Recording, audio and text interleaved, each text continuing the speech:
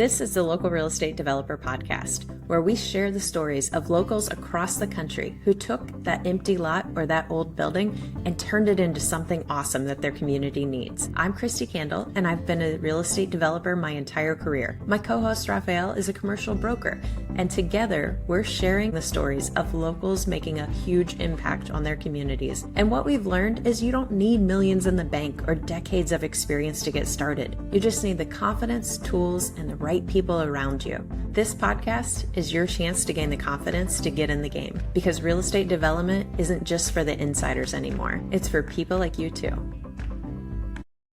Welcome to the Local Real Estate Developer Podcast, where we share stories of locals doing awesome projects in their communities to make it easier for you to get off the sidelines and get into the game in your own town. I'm one of your co-hosts, Christy Kadoh, and I'm a real estate developer, investor, and I teach locals how to become developers in their community. And our guest today, I found just by scrolling through Instagram, trying to find people doing cool projects, and I was like, oh, these ladies are doing something cool. So I would like to welcome Amira and Kadoh to the So excited to be here. We're so happy. Heck yeah. So one of the things we like to do is just kind of start off and give a origin story of one, so you can each kind of say how you got into your background story and maybe just real estate in the first place, and then we can get into how you met each other and what you're doing now. So I'll start. I came from corporate. I worked 5 years at Deloitte, and I was really passionate about building wealth through real estate and building wealth in general, but one way was through real estate and the stock market, of course. And so I wanted to learn more about real estate, and then I got my real estate license. I then moved to Portland, Oregon, and I met Amira through a Facebook page. She posted, she's been a realtor for about 9 years, and she posted on a Facebook page, it's like a woman investor page, and she wanted to get into investments. And I knew a little bit about it, and I wanted to share that with her. So we're like, let's go meet over coffee. So we met at a coffee shop, and we just like hit it off right away. And that's how it started. We were like, oh my God, we're the same people. Like, let's do this together, because everything's better doing it together with a friend versus doing it alone, I think. And she thought so as well. So we were like, let's go do our first flip. So our first flip was a mobile home flip, and we literally made $6,500, and I thought we were balling. I was like, heck yeah, we did it. Yeah. We have a selfie at US Bank together, like so proud of our $6,500 check. And honestly, it was not even about the money. It was just more about like this process worked, right? Like we had a plan. We met every single week. We found the properties, and I knew that we could build something more. And then that's how I wanted to do something more than just flipping, because honestly, we didn't really like flipping real estate. Like it works, but it's not fun and enjoyable, honestly. And It's a full-time job, and you're literally just doing everything that happens in development on a very condensed schedule. And it's just absolutely. Yes. And things always go wrong, right? And so it's like, and same with development, but it's just not as fun. I don't know what it is. I just don't like it. So we were like, I was scrolling through Instagram, and I found these two guys in Washington who were teaching development. And I was like, let's do that. And so I pitched it to Amira, and she was like, let's go for it. And so that was December 2024. And our first project, we got it under contract June of 2025. So it wasn't. That is awesome. Yeah, it was really awesome. Like going from being a realtor for 9 years and primarily just helping buyers and sellers, and then had a little stint there where I did finance because I have a degree in finance from before. So when we had met and chatted, and we were like, okay, well, we have different backgrounds, but they're aligning, and it makes so much sense. And so when we were thinking of doing investing together, we're like, okay, well, a single family home just seems like a little bit much. So why don't we start small? So we did a mobile home flip, and like you said, like it was proof of concept. It worked. We worked amazing together. We're like, okay, let's rinse and repeat. Yeah. But it was go for higher returns next time. And development. Literally. And development, honestly, like it's just been so wonderful. And truly, like, I'm so happy she even pitched that idea, because I don't know that I would have even honestly considered it otherwise. And I don't know why, because I think, you're used to hearing people say, okay, if you're not a realtor, you're a fix and flipper or you're a wholesaler, and development wasn't even in like my vision at all. So when she brought it, I'm like, well, that sounds like a genius idea. Let's do it. Yeah. And I think that's the main point. Like when I ask people how they got into development, it's always an interesting story for me, because people get in on accident. Like I personally, on my very first job out of college, I was like, yo, I'm moving to Florida and I'm going to figure it out when I get there. And I did a job fair, ended up working for a sign company who put them up for CVS Pharmacy, and then saw those were the developers, and then ended up joining one of those developers. But it was like a total accident. Yeah, because I grew up in a small town in Ohio. I had no idea. I never even thought how my town was built. I never even thought. We just said, oh, those are the rich guys who own all the buildings. 100%. We were Yeah. literally talking about it yesterday that Yeah. like we truly feel like this is the career that's meant for us. We love Absolutely. it so much, just like our personalities and just how we work and how we problem solve, which is just like absolutely crucial in development. Yes. It's, okay, this is where we're meant to be. Let's do Yeah. it. Yeah. No, I love it. I love that. So one of the main questions people have, if you're doing smaller real estate investing, it's like, I can do it myself. I can do the single family flip, I can do the house hack, I can do it. And then when we talk about development, that's a team sport. And you really do need partners if you want to go far and you want to do more than one. So can you maybe talk more? Because clearly you found alignment. What else did you each internally do to go, okay, this is a person that I want to do something with? Yes, I'll go first. But basically, when we first chatted, we met at a coffee shop. We were just chatting it up. We were having a great time. But there's a sense of, like, for me personally, like peace that I felt with when I spoke with her. And I'm going to be 100% transparent when I say that there's so many people in the industry, and I've just never felt that before. And even now, like the more that I am in the industry, the more I realize, like, oh my God, I'm never leaving you. Yeah. So hard to find. Yeah. And so knowing now what I know, it only just solidifies that initial feeling that I had. And honestly, not only that feeling, but just the way that we work together. Yeah. We have mutual love, respect, trust. I mean, we've seen partnerships where there's just none of that. And so as long as our foundation's good, you know. Absolutely. Yeah. What was it for you did you also trust your gut to say, hey, no, this is right? Oh, yeah. Instantly. Like she has my social, I have hers, I know her address. You know, I have You can make it together. Literally, it's like, no, you're gonna have it all. And it's like we have full trust. Like she is my work wife, right? Yes. So like we want to do everything together. Development is scary. Like doing your first flip alone, maybe you can do that. Yeah, sure. But doing a development alone, I don't think I could do it. You know, I really wanted to have that like someone that I trust that I can bounce ideas off of. And then we went from that to like, let's find our first deal that works. And we can go into like how we found our first deal. Why don't you share that actually? Yeah. And one thing I was gonna say too is that one way that I just like it solidifies for us like this is truly a partnership because there are so many projects that Kadoh has brought in or projects that I brought in, and it's like okay, me and her individually could have just said, hey, I'm just gonna do this, but every time we find ideas like, oh my We'll God, I share have it. this to share with you. Yeah. What do you think? Let's run Right. our numbers. So it's Yeah. like it's like, hey, I found something in the wild. What do you think? Yep. And we just agreed to it, which Yeah. is really nice. But like for example, our first project, honestly, initially when we first found our project, it was interesting because we were always kind of told, you know, off-market deals, off-market deals. Yeah. That was like our main thing.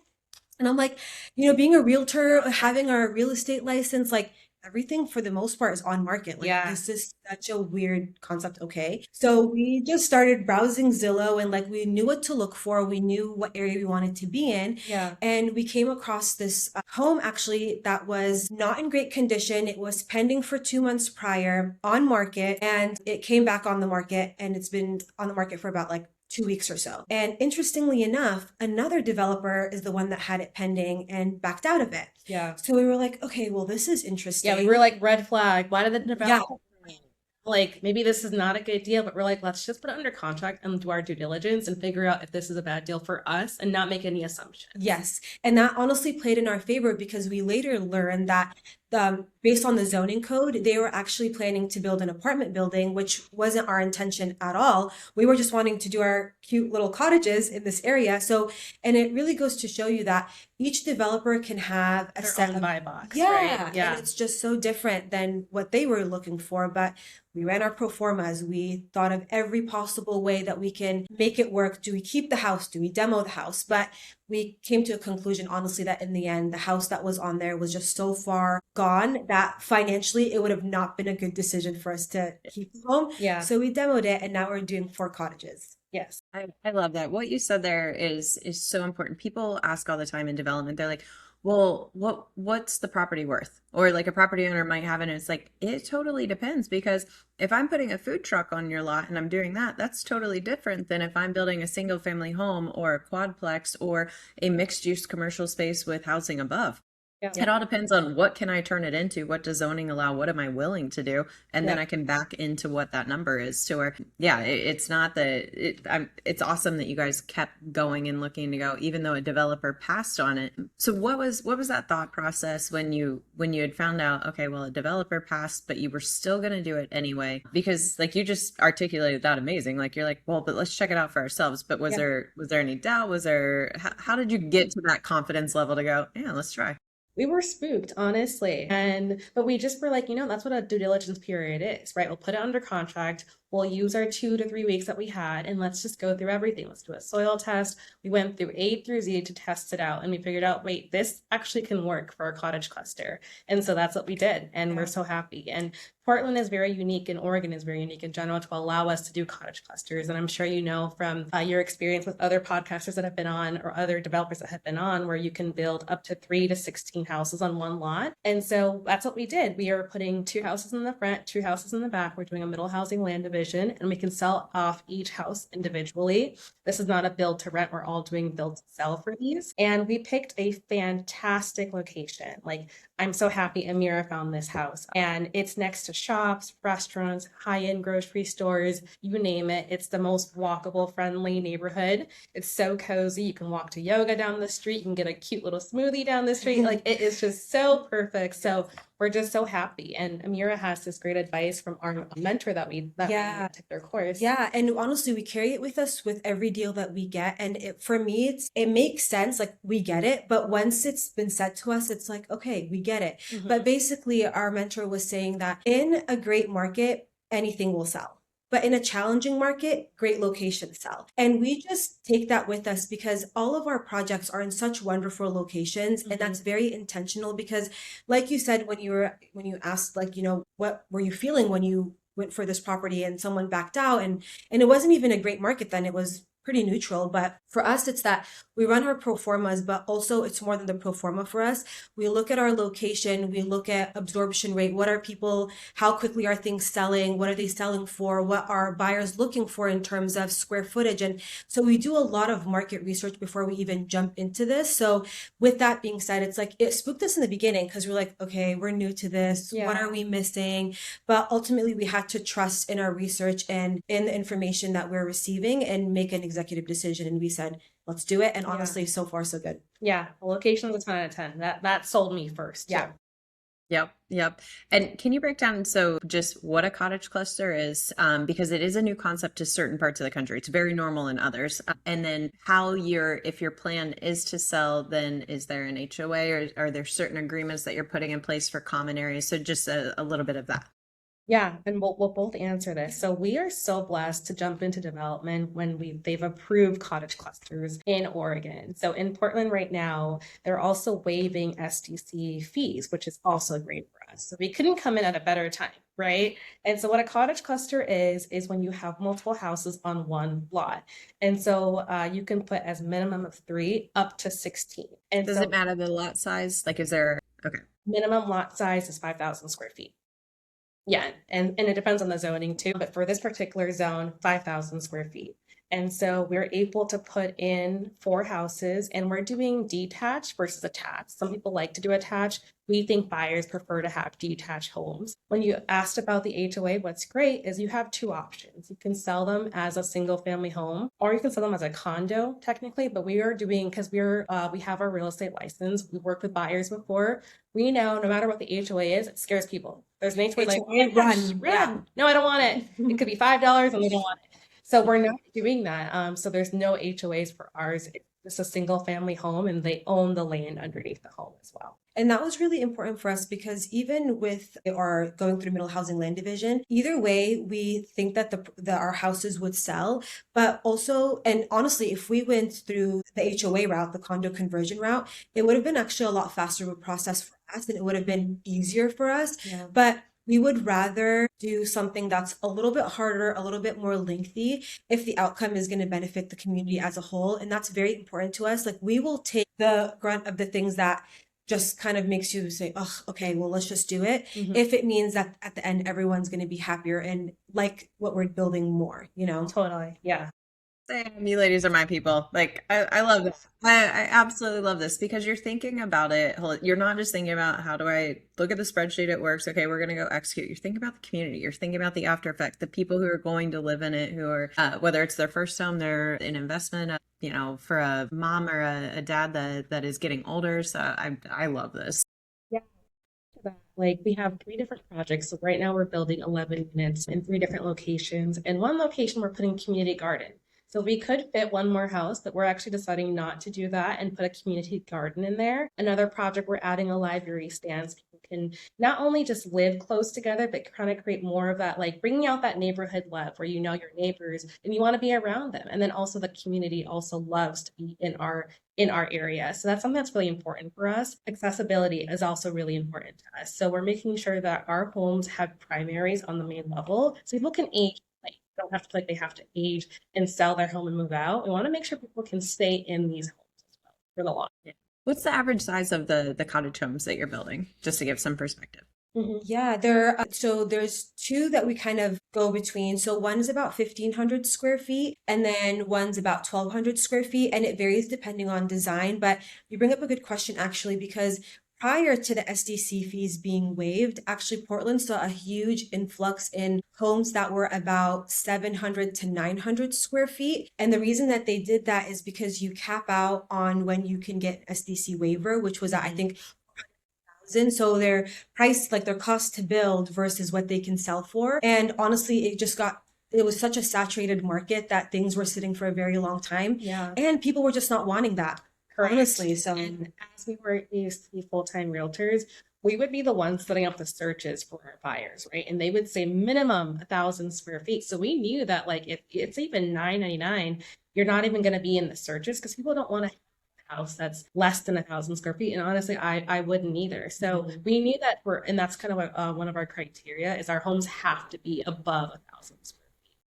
Yeah. And you've said SDC a few times. Can you explain what that is to people who? Yeah. So system development charges. So basically it's based off of the home that you're building, and then it breaks down a bunch of different things that at the end you're not only paying for your permits, but you're paying for your SDC fee. So if your permit stays $10, get slapped on 15, 20 more, and now your permit fee per unit's about 30,000. And it's like, okay, I'm so happy that they temporarily waived that across the board, because I not only will that create density, which is what we're looking for in Portland, but also it will allow developers, because for us, we want it to be a win-win for all, a win for the community, a win for us, a win for our investors. And I think that this is such a huge positive play, because now we can build homes that people want to live in, that are 1,500 square feet. And just to add to what the actual SDC charges are. So anytime that you tap into the utilities of the city, it will charge a fee, right? So we would be charged a certain amount times 4, since we're building 4 units. And so we're so blessed that Portland has this great idea to encourage development, since there's a lack of housing in Oregon in total. I believe they need about 100,000 houses to fulfill the gap that we have in Oregon. And their goal is to build 30,000 annually. And in Portland, to encourage development, because this waiving STC fees is only in Portland, not outside of Portland. It's encouraged more development. So it's really working really well. And other cities should honestly copy that. And then we'll go to those cities and build more there. But waiving the STC fees helps a lot to lower the cost. And that's what we did. Well, and if it's 30,000 per house, like if you think about what are you selling each of these for? Just ballpark. About 650,000. Okay, 30 grand extra on top of that? Like that's a huge chunk of money. Absolutely. 100%. And we don't want to dump that on the buyer, because it's like, hey, you don't qualify, therefore now the purchase price goes up 30,000. I feel like it's a win for everyone involved, honestly. Yeah. Yeah, it's awesome when communities see that. And I know in a lot of cities I work in across the country that they are at minimum having these conversations. And I think normally when we give them the business stance and say, hey, we're not saying this because we're the big greedy developers who don't want to spend an extra 30 grand. It's here's the numbers. Here's what it actually looks like to the people who are building and buying this. And this is what this is doing. So, go back to your utility divisions and say, hey, maybe we should, because we're going to get those ongoing fees. You're going to get the water water and the sewer and the utility stuff, you're going to have that come back in, but you're also going to have more people living within your community. So they're going to be living there, paying taxes there, driving on your stuff. And it'll all like, it might not be that direct repayment, but it's all going to be part of that. And they'll be, because of your guys' developments, be healthier, happier, and want to stay longer. So like those are win-win-wins. That's what we're saying. And when you mentioned like greedy developers, we didn't know that there's actually a lot of greedy developers. So, They talk really about I am really passionate about this because right now we're seeing 95% of the new constructions in our area, they don't have appliances. And that personally grinds my gears. I'm gonna try not to curse. Hey, can we chat for a second? Since you're listening to this podcast, you're already thinking like a developer. You see the potential in your community, and you're ready to do more than just watch from the sidelines. That's exactly why we created the Local Developer Vault. It's a free resource full of tools, templates, and trainings to help you take action. And here's the best part. When you sign up, you'll also get access to our local real estate developer community. It's full of people just like you who are making real things happen in their neighborhoods. So don't just listen to the stories. Become the next one that we spotlight on our show. The link in the show notes to unlock the vault and join our movement. It's just so unfair. Like our builder asked us, like, "Hey, do you guys want to like take out your appliances?" Like most people aren't doing that anymore. And we're like, we don't want to be most people, right? We don't want to join the 95%. We're proud to be the 5% of people who will have a washer, a dryer, and a fridge. I can't believe that people can buy a house for even any price point, but especially ours at $650,000, and then you take away appliances. I think it's really unfair. The extra savings that we get, we don't want it, right? We want our buyers to be happy to buy our houses and be able to go to the grocery store next door and then fill it up. I can't imagine buying a house for over $500,000. You want to go get groceries and fill up, and you're like, oh wait, I don't have a fridge. You know, like that just, It's absurd. I can't do it. So any Amika development home will have full appliances, no matter how much the price is, because we care. We're first-gen Americans. Me and Amir both. We've been first-time home buyers. We know what it's like to have your savings to do your down payment, your closing costs, your inspections. It's so expensive to buy a home. And we don't want to have the extra burden be on our buyers to go out and have to go buy their washer, dryer, and a fridge. So that's a rule for us. Integrity means everything, and we're always going to have full appliances. And that your reputation is everything. And that's going to go further to where, yeah, it's not going to be the immediate win, but that karma, that reputation that happens over the long run, like that is going to have people attracted and magnetized to come in and help you guys grow your mission and what you're doing. Which to that extent, how are you guys currently funding, maybe from an investor standpoint, and then we can even talk into lending and how that stuff works? Yep. So we have private money partners. We're so thankful that we reached out to our network, our friends and family, and they wanted to be private money partners. We were honestly scared to ask. I don't know why, looking back on it, the worst they could have said is no, but we were like, should we ask? What do we do? And we just reached out and they were like, heck yeah, like we like your returns that you're offering. We offer healthy returns that beat the stock market to our investors. So they were really excited to join, and that's how we got it. So it's private money partnership and then a loan, construction. And ultimately, too, it's that they are investing in Amika as the brand and also us individually. They trust us. There's a level of trust that they see in us, and they know that we lead with integrity. We're very morally aligned, and that is so important. And we want that to lead into our brand as well, because we are the brand. And that is so important, because when people, even similar to what Kadoh was saying, you don't have appliances, but then you have a community garden, or you don't have appliances, but then you have a library stand that is trying to bring community. It just doesn't make critical, a little like we care. No, we can't do that. That's we can't the do least we can do. And our stuff shows, like when you see what we're wanting to do, and even if it costs a little bit more, but it's going to make a bigger impact, we will do it. And that to us sells to us, to the community, to our investors. It's a win for everybody. Yeah. Like in this neighborhood, we could put honestly lower quality tile and it would still sell because the location sells more than the home. But like we're gonna go the a little bit extra. Like we want the nice tile. We do a little things for luxury design at a really good price point, because it's like we care more than just selling the home. Like we're not just developers who get in the game and they want to just make a profit and walk away afterwards. Like we care about like this home will be standing for 30, 40, 50 years, right? Or more, hopefully. So it's like I want us to have a footprint in our community, and people will know like that's an Amika development home, right? That's what I want for us, and we both agree. Yeah. Love that. So from the lender standpoint, that's another one that people are a little hesitant, like, why would a bank give me a loan if I don't have experience or Yeah. what? And am I talking to Chase and Wells Fargo? Am I talking, but typically it ends up being regional banks, but how did you guys do that part?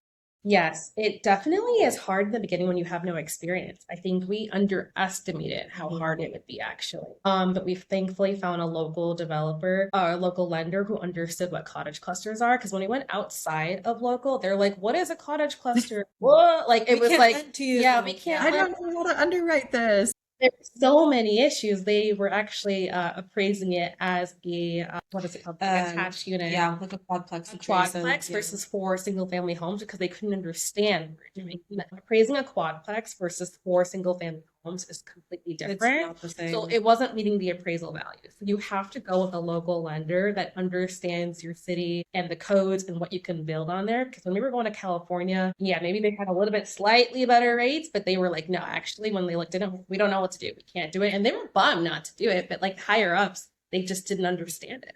Yeah. And honestly, like the one thing that I'll say too is that it was difficult for us in the beginning to find a lender who would lend on first time developers, especially since we're doing it just us and we're new to development. But I really think that you really do have to persevere and keep asking, leave no stone unturned. Yeah. And honestly, like have conversations, connect with people. Yeah. Someone might know someone, and it's just like it could be one conversation that you're like, actually, Yeah. let me give this person a call. And Yeah. that's honestly This what was happened with probably us. our 10th lender that said yes. We had to go through a lot of no's and it hurt. Every time we're like, are we going to be able to actually build this project? Yeah. And so We know it works. The numbers work. It's here. We have the investors and we can't get the debt. What the heck? Right. Seriously. And the lender that ended up working with us, he's very happy with the appraisal value, like the land appraised for a really great amount. And so everything is working well. Yeah. Yeah, that's such a huge component, and everything you just said there, and everything you've said so far, it's about relationships.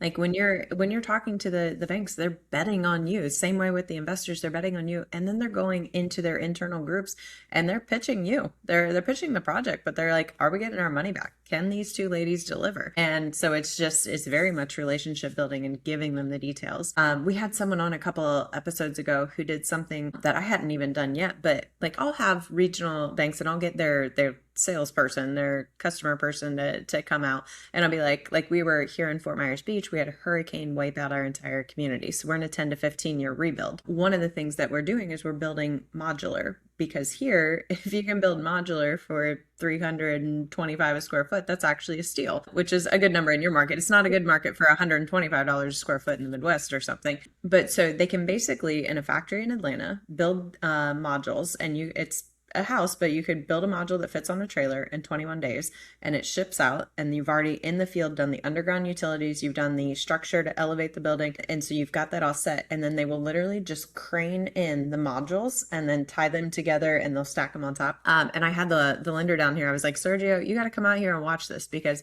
I can explain this to you, but if you see it for yourself, if you're here with the contractors, if you understand, if you watch it being craned, if you're able to see, oh, these are all the same finishes that we would have if they were building it in the sun, in the rain, in the whatever. And that like alone helped them go, oh, we can wrap our heads around this to be able to tell it internally. But what someone on the pod did, he was, I think it was actually Luke in Ohio, who's doing a similar, just kind of transforming the whole town. But he had the underwriters come too. That is so smart. That is. And I was like, that's good. He's like, guys, I've already gotten, you've seen everything, because they're lenders on multiple deals of his. He's like, Right. we'll talk about every little part. I'll tell you what didn't go right, what went, because construction never goes as planned. Yeah. And that went so far, and he brought multiple of the regional banks around just to be like, here it is. Like, Yeah, that's awesome. They got to see it to believe it. Yeah. So that's very Yeah. smart. and then it just built so much more trust within that, because it's not going for, again, that one deal and that one loan. It's, hey, we're going to be in this for 20 plus years. Like, let's build relationships across the board. So then it is the easy button. We get the next deal, we underwrite it faster, we see it, we call you up, lender, and you say, yeah, let's go. We get our investors like, of course, let's roll it back. Yeah. Which, so to that extent, you've had to have had many challenges along the way. Are there a couple stories that might stand out, just to help people go, like, because you clearly know what you're talking about, you know what you're doing, you know problems are going to come up and you're going to solve them, but maybe some of those challenges to be like, yeah, this one gave us a complete gut punch and we're like, Which one? Yeah, let's see. Right, exactly. Which one? Yeah. Okay. I'll honestly say that who you partner with is very important. And I think that, especially when you're new and you're very excited, if you have this crazy ambition, you're just like, yes, yes, yes, let's go, let's do this, whatever. But I think if you just reel it in and see what's in front of you and see honestly, like who you're surrounding yourself with, why you're surrounding yourself with whoever your partners, whatever. And honestly, like have a moment where you actually understand, is this a red flag? Is this not a red flag? Totally. I think that's so important. And like, thankfully, like the good that comes out of this is like, it only confirms for me how lucky I am to have Kadoh. Truly, honestly, I think that, when you're excited in the beginning, everything just seems shiny and and you have, but Amir said that better than I would have, because I love the balance, because there's a lot of sharks in the game, right? So if you come in, you've got this lot, and you have money, and you're like, I want a partner, I want a mentor to guide me. Will you mentor me? They will fully take advantage of you, right? They will charge you a fee that's very high to provide mentorship, but in the end, you're the one doing all the work. It's still your money. And so we learned that we can trust ourselves. We can do it. We don't need the outside mentors to come in to partner with us. Like, we can get their advice. We can absolutely pay people for their time if they need it, but we're not going to invite people in to like join LLCs with us anymore. Like, that was something that we learned early on. Like, we will be the only ones that will partner on an LLC together. We can do maybe a JV agreement perhaps, or maybe just do a promissory note, but there'll be no joining our LLC if we don't know you. And it's just us. Yeah, that's it. Yeah. And I honestly, like, I just think that's so important, because a year ago we wouldn't have known that. Like, okay, great, let's just create the account. And like, people share that as advice all the time. Create an LLC for just this one property, but it's like there's a lot of implications that can happen from being in an LLC with someone if they've got other things going on. So people don't really share that. They just share protect yourself, and it's like protecting yourself means also not doing an LLC. Yeah, we didn't learn that. We didn't know that in the beginning. Yeah, like that's a challenge. And then honestly, another one I would say too is that we have a list. Yeah, how much time do you have? No, we can keep going. But honestly, another one too is just, for us, it was understanding our soft costs. I think when we went in. Well, and maybe explain what soft costs are first, and then. Yes. So all pre-development, like everything that it takes to get you to getting your permits. And so that looks like engineer, surveyor, civil engineer, architect, everything that gets you there. Testing, everything. Literally, yeah. And so honestly and ignorantly, when I first started and then we were talking about doing our first development deal, I was like, great, we have enough money for our holding costs and we have enough money for our down payment, and that's it. Because oftentimes with like a fix and flip, you bring your down payment, you have your holding costs, and you're good because you're using your loan to do the remodel. But in this case, it's like, oh, okay, great, we're about 200 grand in cash. Yeah. Thankfully, we were able to pivot. We were able to secure whatever we needed, so we're totally in the clear. But it's that if we weren't quick thinkers, I think that could have ended really badly. So, word of advice: calculate your soft costs. Absolutely, and overcalculate. Overcompensate. Literally. That was one of the things that amazed me when I first got started, and they're completely different. So I started on the East Coast, and just for example, like, I'm gonna date myself, but like close to 20 years ago, you could build a Family Dollar, which is a single tenant, 8,000 square foot building on like just about an acre of land. You could build that in the Southeast, so Florida, Alabama, Georgia, for about 900 to 1.1 million. That was land costs, building costs, utilities, soft costs, permit fees, everything. When I went to California and I opened our office in Orange County, and we're starting to build the exact same thing. The only thing that changes is we're now in a different state. And what that meant was, one, our land costs went up, but it wasn't significantly more. Our fees went from being anywhere from $5,000 to $40,000 per project to $250,000 to $350,000 per project. Because just even traffic impact fees alone just stands out as like normally about $75,000 per project. And that was like $1,000 on the East Coast. But so then to have these marathon meetings to go, whoa, like how could it be? So that whole project being like, anywhere from 1.8 to 2.5 million to build the same thing. And you're just looking at it. And I had another project, that same building, to get the water tap connection and capacity to pay all of those fees just for one building, that ended up being something ridiculous, like 100. Yeah. Wow. And it was just like, what? And so you learned it. That's my due diligence checklist at the beginning to ask, what are those fees? Because you're not paying it until the permit's issued Right. later, but it's like you're going to have to pay that at some point. Yeah. Right. And then just even having another a project, and it was a 5-acre mixed use or commercial development in Palmdale, California, and it had a mixed use building. It had a Chick-fil-A on the corner, a Dunn Edwards, and Aldi, and a couple other buildings. And I ended up helping out this developer halfway through their construction, and they had not confirmed that they actually had water to the property. Turns out LA County was out of water. They didn't have any water rights. So I ended up hunting down all the way to the Nichols family, who owns all of the water, 95% of the water rights in California. They then sublease those water rights on 99-year leases to a couple different groups. And then you have to buy those rights from those guys to even get the water to be able to travel through all of the existing systems to get to your property. Never a dull day. Yeah. Wow. $750,000 later while they're in construction. Wow. That's wild. So yeah. Early on, it's one figure. It's doing that property diligence, and maybe you guys can talk about what you do when you're evaluating a property or once it's under, but making sure that you're checking the zoning, that you're checking that what you want to do has the ability to do it. Even if you had to do a rezone or something, making sure that staff would even approve it, or city council or planning commissions. And really just getting those fee schedules ahead of time, talking to the utility providers, and making sure that one, you can.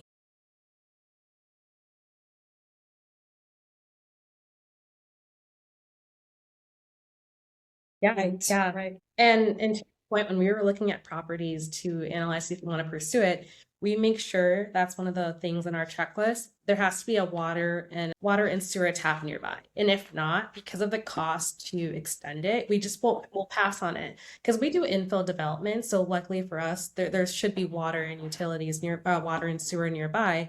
But if there's not, we will just have to pass on it. So that's one of our criteria and rules. And the other ones are, of course, if we're wanting to build a cottage cluster, we have to have the minimum lot size. Okay. Minimum lot size, making sure that there's parking on both sides of the street, because our colleges don't have parking. And so we want to make sure there's street parking. So that's another important criteria for us. Yeah, and even when we're doing our feasibility too, they're not necessarily deal breakers, but they're just good to know from a cost perspective. Like we'll do a septic tank search, we'll do an oil tank search, we'll do all of these things. We'll check the soil, we'll get our geotech and out, because all of these things will affect to some capacity our cost or the type of water system that we're going to have, if it's dry well or stormwater, whatever. So we do all of those testings before. They don't necessarily make or break for us, but that is still part of our process, so we can at least get a closer number on our cost to build. Because either way, our ARV is relatively staying the same for the most part, because we know what we're trying to build. So that's the number that's kind of moving for us. So just making sure that at the end of the day, that number looks okay. Yeah. Right. Yeah. I like to say development is kind of like unpeeling an onion, that you just kind of, you do it in the right order. So you're only spending money when you need to. And as you're playing detective and you're taking the layers off, and you go, okay, we've hit this checkpoint. Everything still works. It pencils. All right, on to the next. All right, let's get this next round of information and go. Right. And it kills me when I see people come in at times and they're like, oh, well, I already did this and this and spent 50 grand. I'm like, but if you had just made that one phone call, you'd have known that this deal doesn't work, or that it completely changes it. And instead of that, now you're doing townhomes and yeah, to where that is where a mentor comes into play. But I 1,000% agree with you that there are many shifty people out there. 100%. And mentorship. So trust your gut. Absolutely. Yeah, and mentorship, honestly, like we are such huge fans of it if you have the right mentor, because you want someone who will be able to answer your questions and guide you and has been in the industry. Like for instance, I personally wouldn't look for a mentor who does commercial development if I primarily do infill in Portland. It just doesn't make sense for me. So when we're looking for mentors, or if we are to mentor, we're trying to do it and be very strategic about it, because we would want someone who understands the ins and outs. And if we miss anything small, they'll catch it, things like that. Yep. It's just like we had the ADU guy on in San Diego, and it's like, yeah, I could help people with doing ADUs and give them the right question to ask, especially in San Diego, done tons of projects. But I'm like, Brian's literally the guru. Like, he knows every little intimate. I'm like, go talk to him. Like, Like you're going to skip so many, you're going to fast forward through so many different things to where it's like, okay, boom, boom, boom, done. Yeah. Yeah, I was really lucky early on in my career to have a civil engineer who also led entitlements for California, and he just took me under his wing, and I got to see how that dance went, and I was like, whoa, and just learned so much. And I had an architect who did the same, and then I had a contractor, and it was those key players are how I even survived and made it happen, because I was doing it anytime 30 deals a year. So from the time our real estate guys got the dirt under contract and did all the work, then I was coming in, doing the due diligence, meeting with the cities, doing pre-apps, hiring the architects and engineers, doing entitlements, public hearings, permit and construction management in my early 20s. Ridiculous 60 to 80 hour weeks and tons of experience. But I knew that it would lead to so many more opportunities, which 2015 started my company, ended up doing tons of hydrogen development in California. So for all the hydrogen fueling stations between SoCal and San Francisco and all the supply chain infrastructure, like we're literally creating stuff that doesn't exist. And I'm like, it's only because of what I did early on that created those opportunities to go, those are, we're really big on, honestly, like every opportunity is a learning lesson. If it's not an opportunity, it is a learning lesson. And we usually always have a very optimistic approach anyway. But even going off what you're saying, that something that I learned 3 years ago I can implement today or not implement because I know. And it kind of like it snowballs and it becomes something so big. So for us, it's like, okay, if it's not gonna serve us and it's not good for us, that's totally fine. But we learn, we won't repeat it. Exactly. And I'm a big fan now of, somebody asked me at a dinner, a business dinner on Friday, they're like, what would you tell your younger self? And I was like, I would honestly just tell her that no matter how terrible the situation is, everything truly is happening for us. It's not something bad happening to us. It's happening for us, and it turns us into the people we are now to make us capable of doing what we're going to do in the future. And so it's just like, just embrace the fact that you are constantly going to have another mountain to climb. You're going to constantly be a problem solver, overcoming all the obstacles. And I think when you stop pushing back on that, then it gets a little bit easier. It's still the same stuff. You just get better at dealing with the hard. Absolutely. I agree. So one of the other things I'm curious about with the cottage clusters, and depending on what's around there, are you guys getting any pushback from, say, if it's surrounded by single family homes or something, from those property owners, or are you doing any neighborhood community involvement?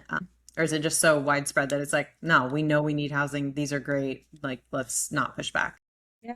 We try to talk with our neighbors just so they know what we're going to build, but this is after we bought the property. And of course, you're going to have great neighbors, and then you're also going to have neighbors that want to push back on development, because the name development just scares people. But we try to like make sure that we have a good relationship first, and we try to come across as like, here's what we're building, here's what to expect, here's our phone number if anything comes up. Sometimes we regret doing that because then they do call you. And with like, here's who we are, here's what we're doing. And we want to make sure that we're doing this in the most respectful and peaceful way as possible. And thankfully, we have had the majority of great neighbors. We're really blessed with that. Yeah, and honestly, like if you look at because two of our projects actually we're deciding to remove the home. And so for those projects, they are obsessed with the idea that we're going to have cottages there, because it will make the community feel a lot better and look a lot nicer. It's almost an eyesore. And they're happy to see like, this is actually going to help my home. Probably I praise too. So some people are really on board with it, and it's great to have that. Yeah, one neighbor I talked to, he actually bought his home, I think 5 years ago, and he's directly in front of one of our projects, and he is just elated. He is so excited. Yes. Oh my God. He was like, I cannot wait. What are you building? He's so excited because he bought his home at the time when there was a lot of eyesores on that street. And now things are slowly turning, and basically our project is kind of the last of it. So, and it's right next to a very beautiful park. And so he's just so excited to see. And everyone we've talked to has given us, honestly, really great feedback, because what we're building is better than what was there before. So if anything, not only will it look beautiful, but like Kadoh said, it'll help with their value too. Yeah. Yep. Exactly. So as you guys are going through the different things, and you shared some of your obstacles, what do you use, maybe something that you each use to just stay motivated when you do have it? Because we know we have the days where nothing is going right, and you have other days where it's like everything you touch turned to gold. So on the days where nothing is going right, what do you use to kind of get yourself out of the funk and just motivate you to go, okay, we're just keep swimming? Yeah, yeah.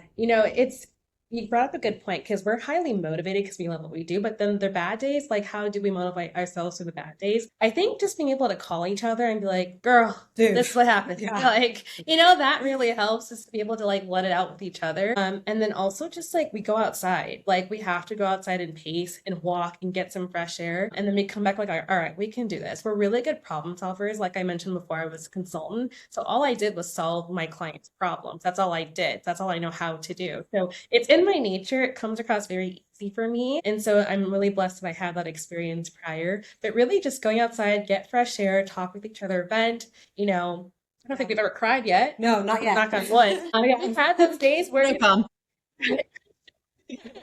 hopefully not anytime soon. But Yeah. when we have those moments, it's just like having each other is what we need. Like to be because our partners, if we tell them they listen, but then they're like, okay, like they don't get it, right? And like we get each other. Like our loan's at risk. No, right? no, literally. They're on the loan. Yeah. So we just are able to call each other and then we get back to work and we solve it. Like Yeah. we are both really good. Honestly, and also going off of that too, is that what's nice is that even with all of the problems that come, if I was doing it alone or if Kadoh was doing it alone, I'd be like, oh my God, okay, what do I do? What do I do? Okay, Yeah. this is my option. Quit. Doing it together, honestly, like more times than not, we just laugh. Yeah, we just laugh. Okay, Yeah. let's call whoever we need to call. Like, Yeah. it's just a lot more lighthearted. And I think that Yeah. that's so important for the dynamic of our partnership, but also for our life. And like, thankfully, we have very supportive partners too, who are Yeah. always like, we're rooting for you, we support you. And then Yeah. we just go on our merry way, we do our thing. And it's just really nice because even like more times than not, when we're in a stressful situation, I was like, let me go on a walk. And every time she'll text me, I'm like, hey, I'm on a walk, but I came up with this idea or whatever. Walk and I'll send her a voice. I'm like, okay, here's how we can solve this. So that honestly really helps. Yeah. Just walking, But being in nature, it just does something.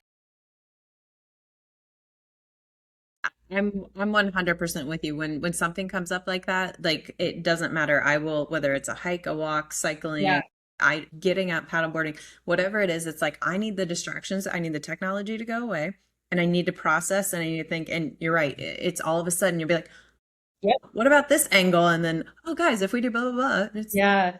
okay. It helps. Yeah. It helps. We get so many people that want to meet with us and chat with us, and so like they see the glitz and the glamour on the Instagram. It's like the highlight reels of what a development is, and then it's like behind the scenes. If you're not a problem solver naturally, this honestly might not be a good fit for you, and they don't know that. They just want to, see, oh my God, I want to build a house, But it's this much more than just building a house. It's you're truly an adult babysitter. You are everyone's problem solver, and if you don't have that in you to be able to easily solve a problem and bounce back to your life, this is not for you. Like I tell people, I see people all the time and I'm like, I don't think this is for you. And I don't mean that in a harsh way, but just like the reality is this is not an easy job. Like sometimes we make it look easy and we can talk about it, we can laugh about it, but like behind the scenes, like this is hard work. There's no luck here, right? Like development is not pure luck. It's analyzing and it's solving problems. And if you don't have that in you, this is not for you.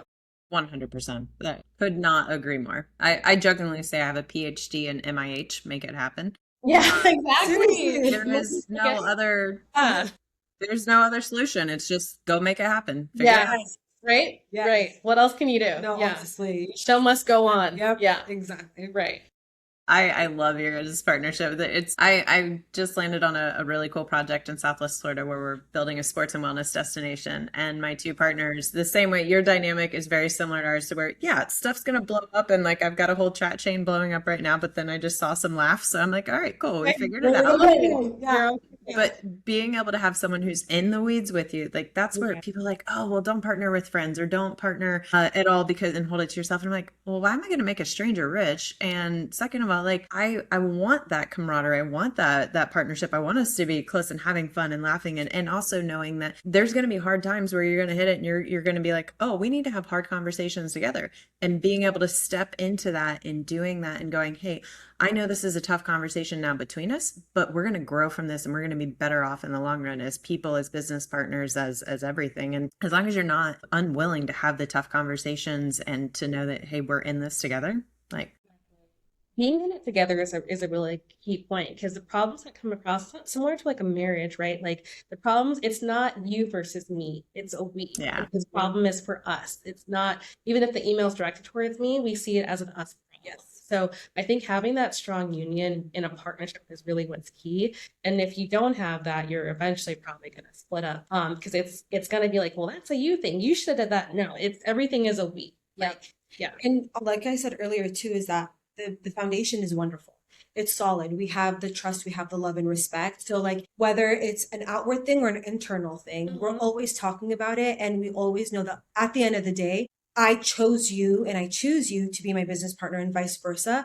And honestly, like I was thinking about this the other day, and I love my friends so much, but honestly, I wouldn't do that partnership with my friends. But like I feel like we have similar work ethic, the way that we think and the way that we do business. It's just that it's so aligned that I'm like, no, literally, this is a match made in heaven. I'm so happy because there's so many people that I love and would spend time with, but it wouldn't necessarily translate in business.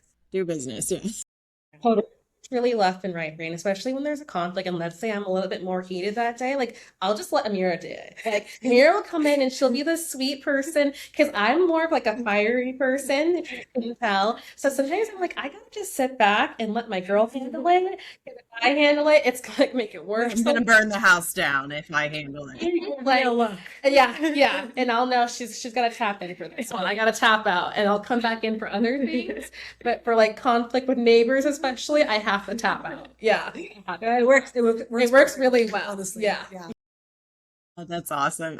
I'm so glad you two found each other, because clearly it works, and that is the right type of business partner and friendship, and awesome. Sweet. So you've got your 3 projects you guys are working on. What is the future? Let's fast forward 5-10 years down the line. Now that you know you can be a developer, you are doing it, you've got all the things in place. What does 5-10 years down the line look like? Yeah, that's a great question. And I think our goal is, we both want to do like landscape hotels, like doing different, we love cottages, we love residential development, but we want to go more into landscape retreats, hotels, health and wellness spaces. So we don't want to like get too ahead of ourselves. So we want to do what's working right now and duplicate it and do that again and again and again. But our long-term goal is to do more landscape retreats and hotels and stuff like that. And it's nice too, because once you're, at least like I'm comparing it to like my experience being a licensed agent, where when a problem comes up or a form needs to be filled or whatever, once you have so much experience, it's so easy. You're just like, okay, do this. The learning curve isn't there as much, where like with cottages, we're learning, we're growing. And so once we have that stability where things can flow, our systems are in place, we have the people that we like working with, and we can have that run and then chase things like the landscape hotels or these exciting, fun passion projects. Yeah. That would be honestly like ideal. Yeah. If it's not broken, don't fix it. That's our motto, right? Yep. So we want to do what's solid going. It's going like clockwork, put a team in place, and they go, okay, let's try this new. Yeah. Exactly. And the STC waivers in Portland is only for maybe about 2 more years. So we want to make sure we use all of that full advantage, and then, go somewhere else. So yeah. And I'm in both of those spaces with the health and wellness, and we're in the process of doing a hotel purchase that is very similar in the sense of creating that wellness destination and gathering spot. But I think experiential based places are truly going to be it with AI, with technology, just where our world's evolving to. Like, we want to meet in person, we want to have those, but it's got to be done right. It can't just be, oh, well, we have a cryo and a sauna, and so we're wellness. Like, no, there has to. yes, that's good. But you guys are clearly already showing that with your cottage communities, to where all of that flows in, all of that builds on the story that you'll tell future investors as the capital raises get bigger, as the lenders go. And so all of that just builds on itself, which is incredible. So I'm personally stoked to watch you guys continue to go, because it's very clear you're going to do some really, really amazing things. And I'm just like, this is awesome. We're excited. We're really excited for the future. honestly. And I honestly want to add that another thing that I'm passionate about is moving to Africa as a new market for me. So I want to do some development projects there as well. So, and that's something that I probably will do in the next year or two. And so it's really exciting to take what I'm learning here and go to an area that I'm passionate on and start something there as well. And yeah, I think it's just fun to be able to like take your skills and transfer it, especially in an economy where your money goes further along and then it will benefit so many people around you. So I'm really passionate about going to Africa. Yeah. I love that. And that's exactly like development, because there are larger dollar amounts that come with it. And the more that you're exposed to so much more of how the world actually works by doing that, that it allows you to then go, hey, I am going to go to Africa. I am going to do that. Like, was that on your bingo card a couple of years ago? No, didn't think it was possible. Do anything. I can build on the moon. Yeah, exactly. Oh, I freaking love this. Well, you ladies are fabulous. I love this. Where can people follow along, support, just kind of see what's happening? Yeah, so you can follow us on all platforms, Facebook, Instagram, LinkedIn, and YouTube, Amika Development. And then also my personal Instagram for our business is Kadoh Develops. Yes. And then my personal one is Amira Khadoh. Love it. We'll make sure that's included in the show notes and get that out there. You ladies are incredible. Everyone like, follow, share, like, because you're the type of people who are going to change the stigma on developers being the big bad greedy ones, and it's going to help people understand that no, there are really good ones out there, and you guys are leading the way. So thank you. Thanks for coming on. Thanks for everything you guys are doing. To be here. Yeah, honestly. appreciate it. It's great talking with you. Thank you so much. Awesome. And for those of you listening, if you could do us a huge favor and like, subscribe, and share these episodes, and leave a 5-star review, because these are the ways that we can get more of these awesome stories out there so we can go transform our communities in a positive way. So thank you for listening, and we'll see you next time. Thank you. Bye.